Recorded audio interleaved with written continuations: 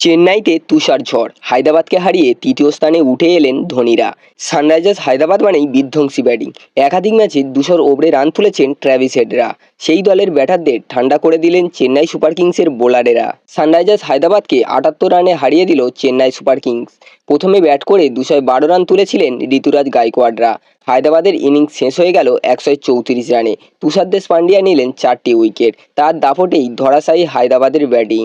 Toss জিতে চেন্নাইকে bat করতে পাঠিয়েছিলেন হায়দ্রাবাদের অধিনায়ক প্যাট কামিন্স। তাতে কোনো অসুবিধা হয়নি চেন্নাইয়ের। ঘরের মাঠে 212 রান তুলল ঋতুরাজ গাইকোয়াড়ের দল। 213 রানের লক্ষ্য মাথায় নিয়ে ব্যাট করতে নেমে ভেঙে পড়ে হায়দ্রাবাদের ব্যাটিং। তুষার শুরুতেই আউট করেন ট্রেভিস হেডকে। পরের বলেই তুলে নেন অনমলপ্রীত সিংয়ের উইকেট। 21 রানে 2 উইকেট হারিয়ে হায়দ্রাবাদ প্রথম ধাক্কা খায়।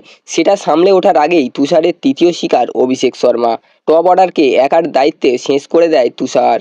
হায়দ্রাবাদের মিডল অর্ডারকে ভাঙেন মাথিসা পাথিরানা ও রবীন্দ্র জাদেজারা। যে দল অনায়াসে 250 রান তুলে দেয় প্রথমে ব্যাট করলে, সেই দল শেষ হয়ে গেল 134 রানে। বন্ধুরা, চেন্নাই বনাম হায়দ্রাবাদের ম্যাচটি আপনাদের কেমন লাগলো অবশ্যই কমেন্ট বক্সে জানাবেন। আর হ্যাঁ, আপনারা কোন দুটি টিমকে ফাইনালে দেখতে চান সে বিষয়ে আপনাদের মতামত অবশ্যই কমেন্ট বক্সে জানাবেন। ভিডিওটি ভালো লাগলে একটা লাইক করে দেবেন এবং এই ধরনের ক্রিকেট নিউজ প্রতিদিন পাওয়ার জন্য চ্যানেলটিকে অবশ্যই সাবস্ক্রাইব করে দেবেন।